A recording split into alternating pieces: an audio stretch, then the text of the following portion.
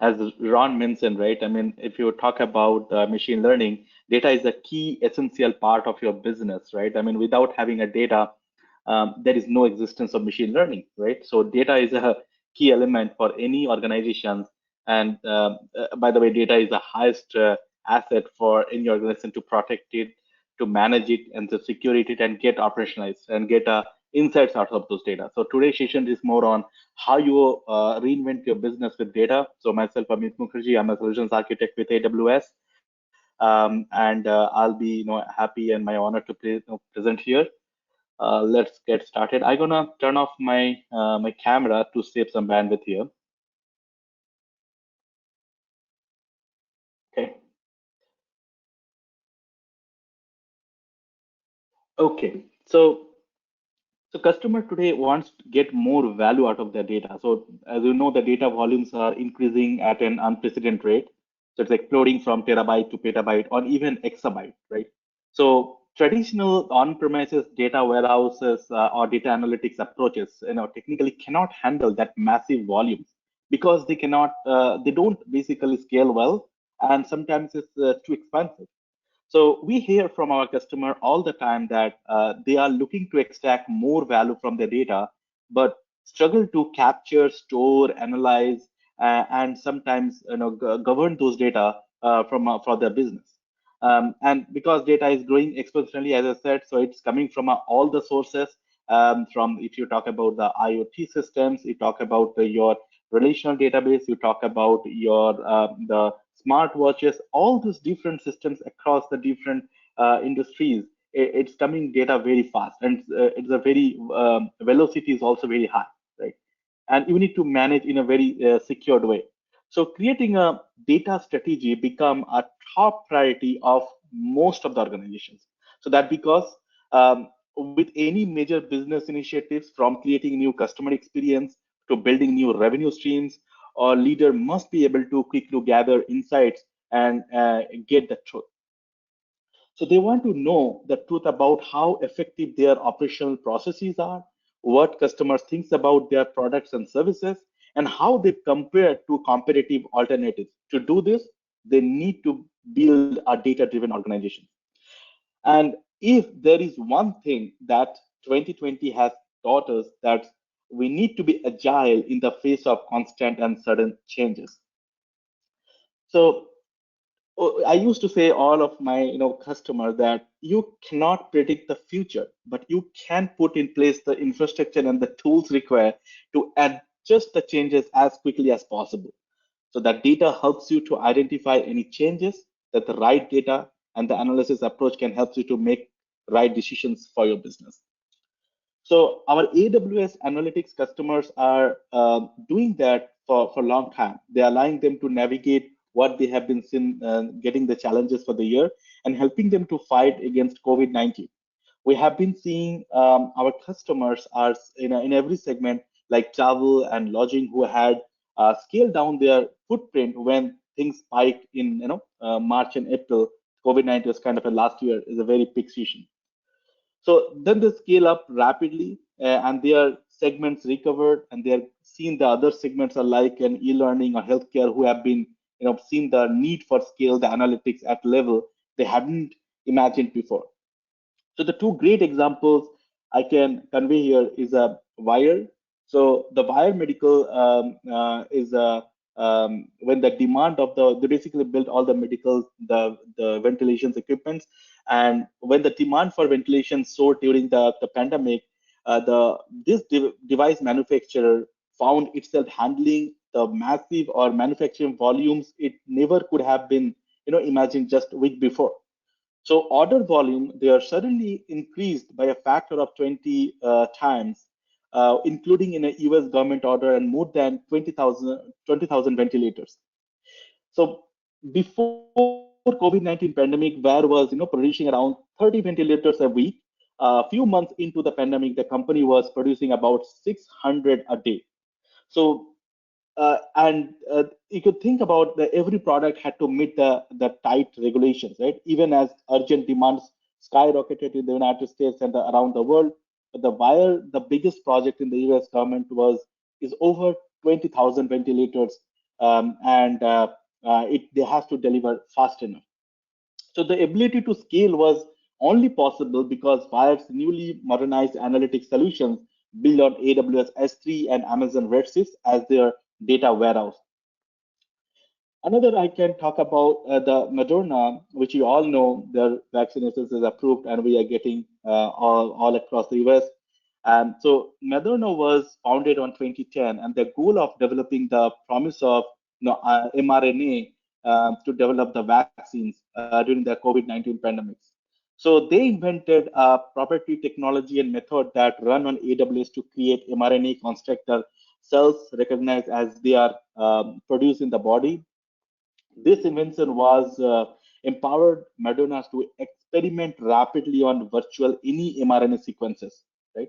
And Madonna has run its drug decision studio on AWS, highly scalable compute, storage, and infrastructure to quickly design mRNA sequences for protein targets.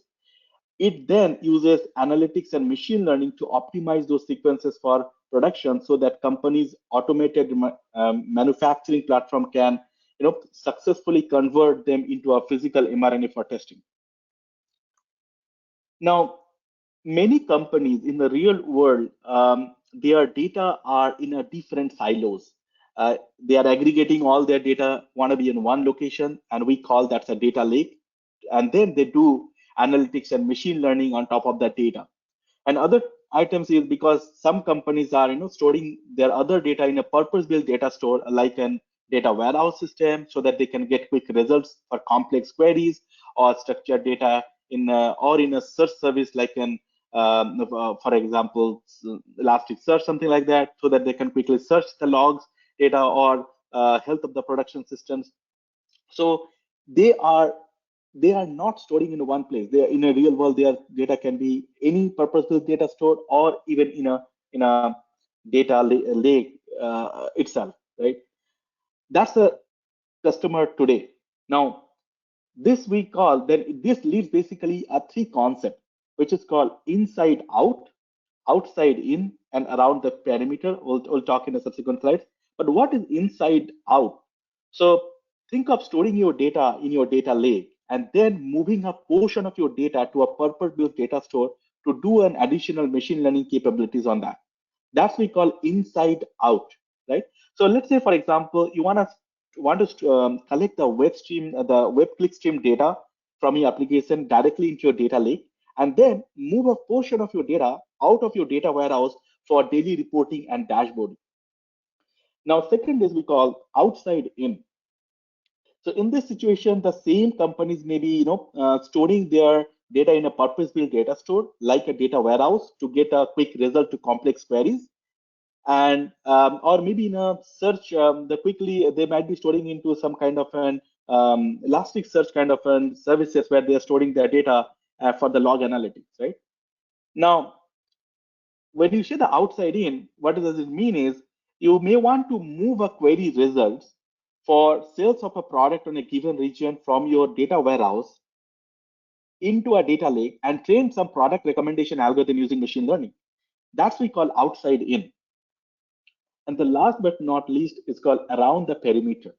So in many situations, you want to move your data from one purpose-built data store to other purpose-built data store.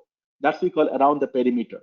An example, it could be that you may want to move your data from one purpose data store like your relational database to another like your data warehouse, or between your non-relational database to a search service. Think about that. This is called around the perimeter. This means you can being able to easily replicate the combined data from access this purpose-built data store. If your product catalog that is in your database and you want to move it to a search service to make it more easy to search your product catalog, you might be storing in Elasticsearch. Now, it's important to use the right tool for the right job.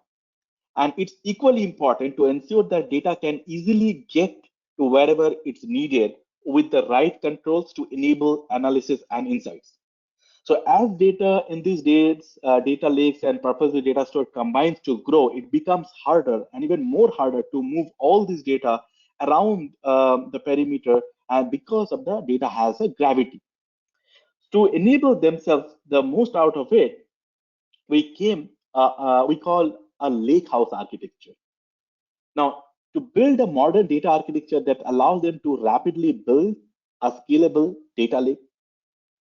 Second is using a board of deep collections of purpose-built data services that provide the performance required for use cases like interactive dashboarding or log analytics. Third is enabling themselves easily move data between the data lake and the purpose-built data services or vice versa. So it's all start with an S3. So customers have been building data lake for S3 longer than any other cloud provider even today. More data lakes run on AWS than anywhere else, and they use Athena as an interactive query to analyze their data. In addition to the data lake, customer uses the combinations of our purpose-built database or analytic services like EMR, Elastic Service, Amazon Elastic Service, and Redshift to ensure they are using the right tool for the right job to get the high performance and scale at the lowest cost possible. So when you talk about the data lake, the scalable data lake, so data lake, what is that? So data lake is makes much easier to gain insight for all your data by providing a single place to access all data in a very open format. For example, Parquet, Abro, or ORC, etc. Customer also need a highly scalable, available, secure, and flexible data store, which is called data lake, that can handle extremely large data at a reasonable cost. So that's where the AWS has been helping customer to build a strong foundation for data lakes with services like Amazon S3 for years. And there are tens of thousands of customers today who is using data lake. So why S3, right? Because Amazon S3 is the best place to build a data lake.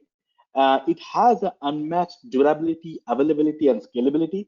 It has the best security and compliance and audit capabilities. It's the first at the performance at the lowest cost, and and there are many ways you can bring the data into S3 and with the different services type integrations and the partner ecosystem integrations. You can easily come and onboard the data into an S3. Now, um, even sometimes this is building the data lake, right? It's too many steps. You need to ingest the data into an S3. You need to process the data, you need to choose the data, and then you have to make it final copy to somewhere else for the downstream application. It takes a lot of times, right? So the lake formation, which is we announced, I believe 2018 reInvent, which helps to build a secure data lake in the cloud in days instead of months. So while lake formation, you can move, store, catalog, clean, and you transfer your data. You can simply point your lake formation to your data store, and lake formation crawls those sources and register the data into your S3 for your data lake and for your analytics and machine learning. Lake formation also transformed the data into an open format, as I said before, the Parquet format, ORC, and others. So it can be analyzed without further transformations or preparations. These open formats give you a kind of a flexibility to analyze the data using a broad set of analytics tools and services that fits the best fits for your workload. So lake formation also simplifies the security management. It provides a secure access to your sensitive data. Your user can access a centralized data catalog which describes available data sets and their appropriate uses, and then leverages those data sets with their right choices of analytics and machine learning services. And lake formation makes it easier to find, get access of your data. For example, let's say it helps you to build a data catalog and describe a different data sets that are available, along with the group of users have access to each. By providing a centralized catalog of your data, lake formation makes it easier for your analytics and data scientists to find and access the data easily. And the other most importantly, and you get central point of control for analyzing the data, for identifying a data lineage and a single pane of glass. You can see all the who is accessing your data, what kind of the access control has been provided. All these things you can see in a single pane of glass using lake formation. Now, these capabilities are why we have been more data lakes running on AWS than anywhere else. So you can see that a lot of customers are using data lakes today. I just gonna take one example from the whole list. It's called the BMW one. I can take an example for BMW Group. So I love this example because I am in Kernel, right? And the BMW Group headquartered in Munich, Germany, which is a global manufacturer of premium automobiles and motorcycles. They accelerate the innovations of democratized data uses at scale. They migrated their on-premises data lake to one powered by S3, and now they process terabyte of telemetry data from millions of vehicles daily and resolve the issue before they impact the customers. They also use Amazon Athena, Amazon Kinesis data pharaohs, AWS Glue, and Amazon EMR to better leverage and manage their data. The company's cloud data hub processes and combines anonymize the data from our vehicle sensors and other sources across the enterprises to make it easily accessible for internal team as well as for the customer. So ultimately, the company founded that AWS offered the agility and flexibility it's needed, along the necessary footprint to support users across the globe. Now, in many cases, you also need a purpose-built data services to optimize your specific use cases. While other will tell you that their products is just the answer for everything, and that truth is that one size does not fit all, and that leads a compromise in some capabilities, right? So by using the right purpose-built data services with easy way to integrate with through API and services that can enable data movement to an S3, you get a best of all the worlds. Now you can use tools that are best in class and for a particular use cases for you don't have to compromise on performance and functionally. You can able to get data where it needs to go, enable your analytics for your analytics use cases. So whatever you are looking to do with your data, AWS gives you a broadest and deepest portfolio of purpose-built data services, which starts with Athena, which is built for an interactive query. So if your data is in S3, you can use a standard SQL statement to query your data for kind of an ad hoc analysis.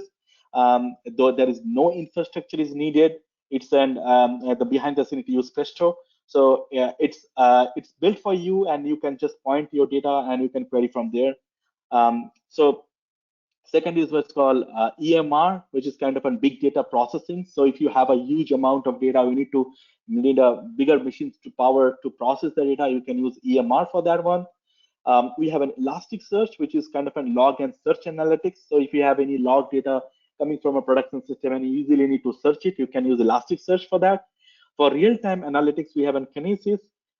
Your clickstream data, you need to kind of easily put it into an AWS ecosystem. So you can use Kinesis to do that one, and you can then use Kinesis Firos because Kinesis comes with all different families, Kinesis Firos, Kinesis Analytics, and all that.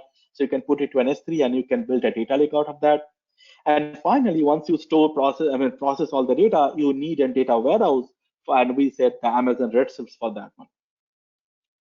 Now let's take a closer look for some of the services in detail. Let's start with an Amazon EMR. So Amazon EMR, it makes it very easy to process petabyte scale of data using a latest open source big data framework such as Spark, Hive, Presto, HBase, Flink, Woody. Like Athena, EMR runs directly against data stored in your S3. So you don't need to move your data or transform your data. With EMR, you can run easily, create clusters and provision one of hundreds and thousands of compute instances to process the data at any scales. EMR automatically manages cluster sizes or to scale up or down based on the utilization, and you only pay what you use for, right? Now, we have launched the first version of EMR in 2009. And over 10 years ago, we have been constantly innovating in areas such as performance to make sure EMR is the best place to run your Spark workload, as well as workloads for other frameworks like Presto and Hive. So, and today, EMR has the fastest place to run Amazon Spark workload, which is 1.7 times faster than standard Apache Spark, and EMR is 3 times faster than Apache Spark 2, and 2 times faster than Apache Spark 3. So Apache Spark 3 is a big focus right now for our performance improvement. And Amazon EMR runtime on Spark is more on performance optimized. Runtime environment for Spark is active by default on Amazon EMR cluster starting from 528 version.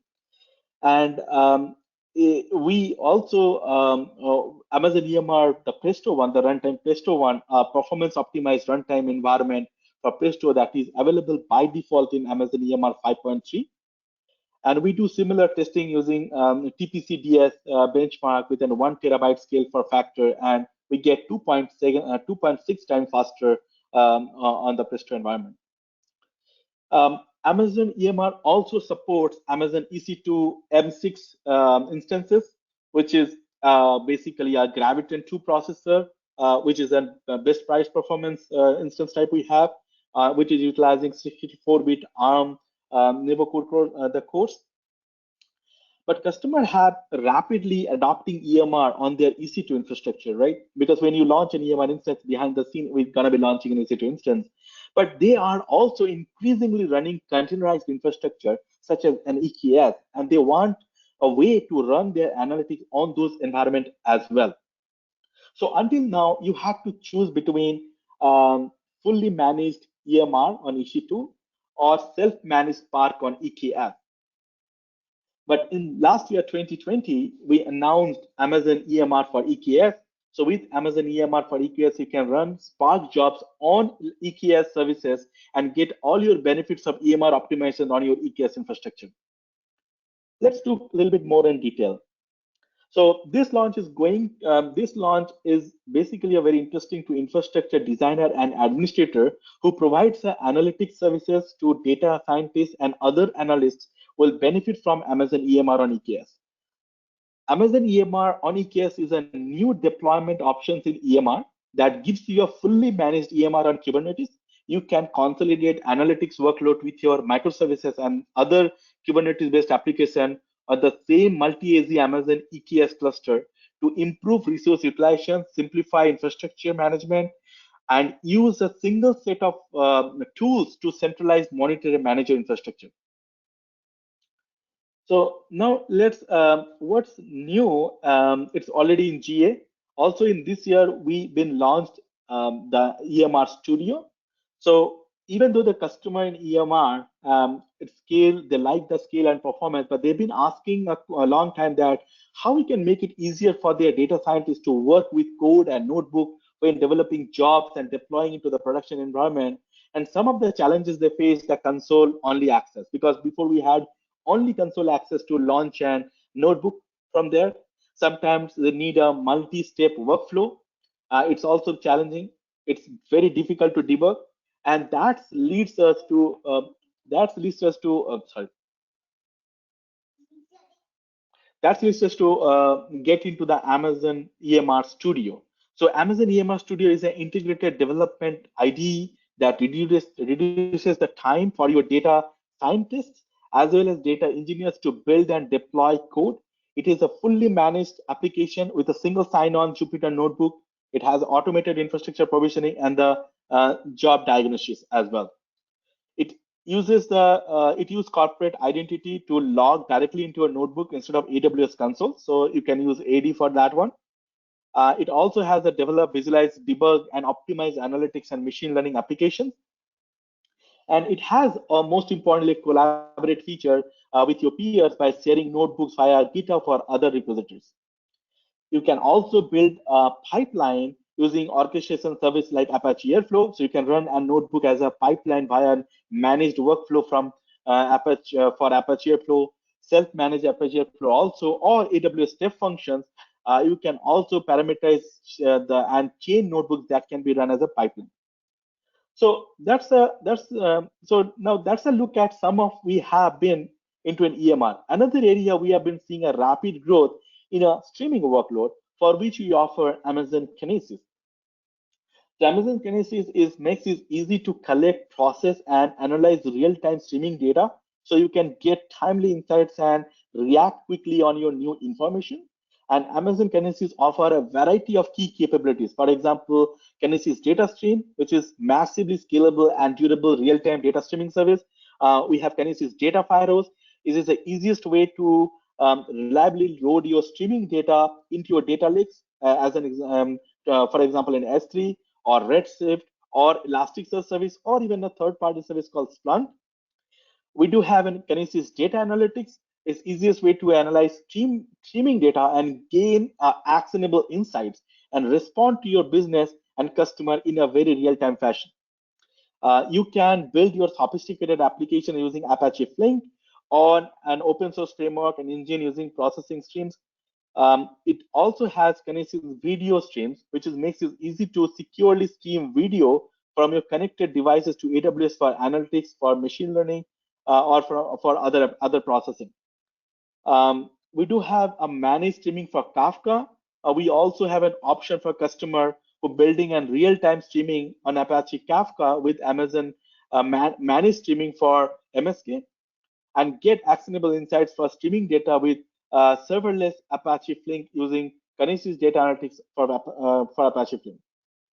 Now, customer expand their use case for streaming data. The use cases for processing and retaining the real-time and historical data are very common, right?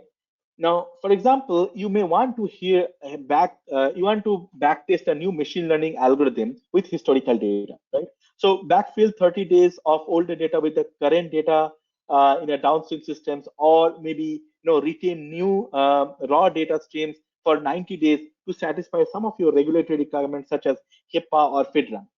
Now, to accomplish this use cases, you sometimes before you have to move your streaming data into a data lake, but this requires two set of processing logic, right? One for analyze your streaming data in real time, and another one is to analyze historical data to exact order in which they've been created, and that's create a lot of complexity and operational burden over it to the team with managing two different set of data stores and processing workflow. So with that, we've been taking the customer problem and we thought about that, and then we announced Kinesis data stream for long-term retention.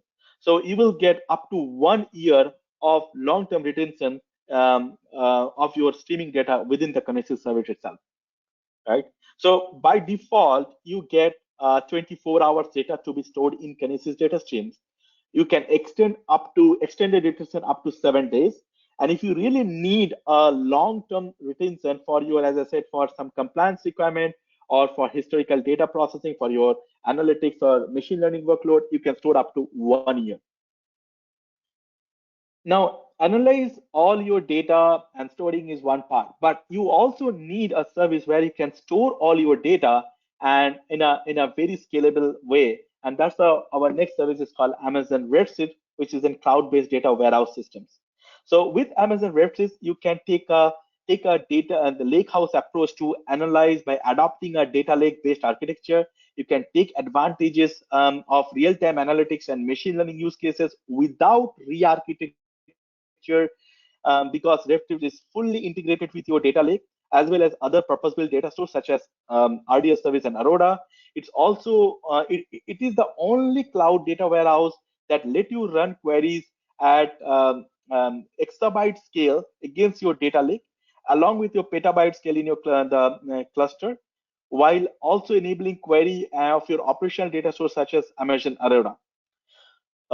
Amazon Redshift also provides a fast performance at any scale. Redshift delivers 3 times better price performance than any other cloud data warehouse, and it has a self-tuning capabilities. It do support concurrency scaling, automatically deploys compute resources when needed to handle thousands of concurrent users and queries. Redshift performs better the more data the users you throw at it. Significantly, it outperforms other cloud data routes, especially as the data volumes grows beyond 10 terabytes. And Redshift is built for the new scale of data features like called Aqua, which is called Advanced Query Accelerator, a new hardware accelerated cache that boosts queries up to 10 times. And most importantly, lowers your cost. Redshift provides a great value as you scale your data warehouse, and you can start small at 25 cents per hour and pay only what you use for. And it at least 50% less expensive than any other cloud data warehouse. And the pricing is clear and very transparent with options like reserve instance. You can save up to 75% compared to on-demand prices when you commit using Redshift for 1 or 3 years terms. Now, by working backward with our customers, we have identified three investment pillars. First, data lake and future integration with AWS services and partners. Second, performance at scale from from query tuning so that customer with a petabyte of scale, so that customer no need to worry about that, and keeping it cost effective and predictable to get the most value of your Redshift. So there are tons here. You can see the improvement we have been doing it for the long time. Especially we launch when you launch Reinvent, I believe November 2012, and after that we've been taken a major step to work on this particular service to get a lot of new features and enhancement what customers asking for a long time. Now let's talk a few of the capabilities in detail. So, which I talked in before a slide called Redshift Aqua feature, it's called Query Accelerator. So it's really a big high-speed cache architecture on top of S3 that can scale out of process data in a parallel in many clusters. It flips the current paradigm of bringing the storage and compute in its hand. So if you see the Redshift in RA3 node, so what happening in RA3 node is uh, your your compute, we've been separated your compute and the storage with RA3 nodes so that you can scale independently. But in Redshift Aqua, we are what we are doing is we are bringing the compute node more close to the storage nodes. So in RA3 nodes, even though we separated that, you still have some latency when you run the queries because your data has to pass from a storage node to compute node to get processed. Now with Aqua, we are bringing very closer the storage and compute node on demand fashions. And when you run a query, it's very transparent. You just run a query, it automatically understand whether to use Aqua or not, and it get used an Aqua feature, and which has become a 10 times faster in terms of the query processing with any other cloud provider. And with Aqua, Redshift is once again reinventing data warehouse. So our customer is also reinventing and telling us that they need a data warehouse that can support the expansion of use cases and demand for data warehouse data across the organization and with others. So sometimes they say that, hey, we have a data, but it's very difficult to share your data to a different organization. It's very challenging, very complex, and you can think data really need to be shared across different groups for a different purpose, both for internally and externally. And you saw that in our customer example, the Wire, Moderna, BMW, and others, all are doing that today. So today, some customers choose to keep all the data in the same Redshift data warehouse. They call it as a clusters, and some other choose a multi-cluster deployment where they copy the data from one cluster to another.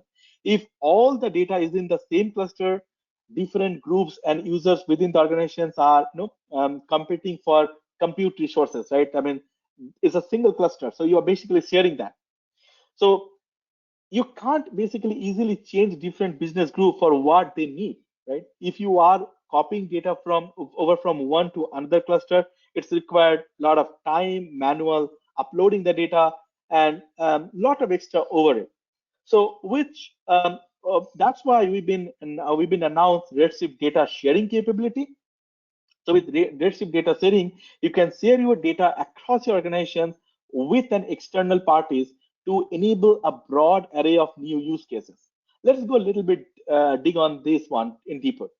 So Redshift data warehouse, which is currently in preview, customer have simply and direct way to share live data across Redshift cluster and in the future into your data lakes without making copies or complexing moving your data around.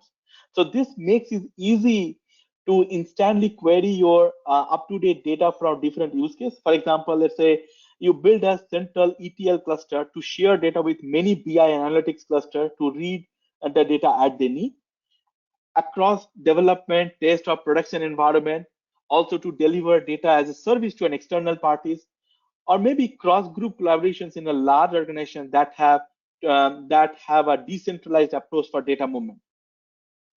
Now, using data across Redshift data warehouse simplifies many of your customer use cases. And we also hear that many customers want to expand this capability within their Redshift data warehouse. Now, another important topic is Amit, called Redshift. Amit, it's Ron. If you could start prioritizing and summarizing some of this so we can stay on track, I'd appreciate it. Okay, sure. So you mean the last slide or the subsequent slides? We've got just a few minutes left, so I want to keep on track, and so I don't just be aware of that, please. Okay, sure. So another one, I'm going to quickly summarize a couple of the other features called Redshift ML. So Redshift ML, it's basically if your team does not have a data scientist, they don't know how to code in Python, and they still want to use a machine learning, you can use Redshift ML for them. So if using a SQL statement, you can select a subset of our data from a Redshift, and that data automatically copied to an S3 in basically in SageMaker, and we use SageMaker Autopilot to train the models and deploy into a Redshift cluster, and you can use SQL to predict from there. That's another capability we've been launched last year, Reinvent. There are a lot of challenges in the performance tuning, so it's time consuming, it's required a manual, it's very error prone, and we've been announced a Redshift performance tuning automated way. So in an automated way, you can see we have a vacuum delete, automatic distribution keys, sort keys, automatic workload management, the automatic table sort. Everything has been introduced as part of automated performance tuning approach. Also, seamless data movement. So we need to move the data, as I said, from a different data sources, and we've been introduced Glue, which is our serverless ETL process, ETL service, which will extract, load, and transform the data. But even sometimes moving the data from one to others has become more challenging, and you need to build and identify data source, build the pipeline, and put it to a target store. That's the reason we launched Elastic Views. So what that it does basically, you create a materialized view across a variety of data store and database and data stores using your SQL. You continuously monitor. It also continuously monitor if there is a change in the source systems, and it takes the data and put it to a target system automatically for you. Now we have a Glue Studio and Glue Data Brew. So if you want to do a very ETL jobs in a visual way, you can use Glue Studio. If you want to do monitor your jobs, you can do that. And you can do advanced transformations also using Glue Studio. And another, we've been launched Glue Data Brew, which is more on making your data prep of your data scientists. So it has 250 plus built-in transformer. You can build your own transformer, and you can scale your large data sets as you want. We also been announced the federated query for Redshift Athena. So if you have a data which need to be integrated and which need to be queried from an S3, you can use Redshift federated query to query the data from your Athena as well. And last but not least, most importantly, the Redshift spectrum. So if you have a huge amount of data which you want to store, kind of not a hot data, think about kind of a warm or cold data, you can put it to an S3 and use Redshift spectrum to query those data from there. Now, seamless data movement, we talk about the ETL processing, their data replications, data movement to to data warehouse, and use federated query to query the data. But regardless how you use your store your data, it's important to have unified governance capabilities to be built on top of that. So for that, we've been announced lake formations. We already have lake formations, but it is more on, we've been given a couple of extra features on that. So for example, row level security on that. You can define a subset of rows from from your tables, and you can give a secure access to a set of peoples or groups. You can do a automatic storage compaction. So if a lot of files are there, it will automatically in the background compact it for better performance. And it also supports kind of an ACID properties. For example, if you a lot of streaming data coming into the data lake, and then many people want to do write the data in a multiple concurrently, you can get that feature too. So we've been talking about that. I'm just going a little bit fast because some of the Yeah, slides we already. if you could, because we're already about 10 minutes over, if you could summarize, and so we can move on to the next one. There's so much good stuff, but I want to keep moving things Yeah, along to be fair to all the subsequent speakers. yeah, I So, just have two more slides to talk about, then I'll leave it. So what all I'm gonna summarize here, if you want to build a lakehouse kind of an architecture where your data need to be moved to a different data store or into an S3 or out of S3, you can think about a combination of our services, which has an deepest and broadest portfolios and the features on that. You can use that. Now, sometimes your customer might be asking that, hey, how do you start from there, right? I mean, there are many places to start. Where do you start? So if you want to build a data driven vision and strategy, we do provide two type of programs. One is called data driven everything, where we do a joint engagement with our business and technology stakeholders. We create an organization's visions and innovations with the data driven outcomes, and we define a pilot with you, and we learn and build from that in a very flywheel approach. Now, sometimes customers say, I already have a strategy, how we can get help from AWS to get that started. So for that, we have an AWS data lab where we do the joint engineering and engagement between our customers and our technical resources. We create a tangible and deliverable accelerated strategies, which they can take it and get it into a production in accelerated fashions. And last but not least, they live with an architecture working prototype, and it helps you to pass to production with a deeper knowledge of AWS services. So if you need to know more about that, it is listed in our website. You can take a look on that. So in short, if you have a strategy, that's great. We can help you to build that. If you don't have a strategy, we can help you to build the strategy and make it kind of an MVP for your business. So I know time is short. There are a lot many things I need to cover in the whole 30 minutes. So maybe I missed a couple of the slides because of the time constraints. But if you need to know more on details, you can reach out to me one-on-one. I'll be happy to take a quick round of the whole suite.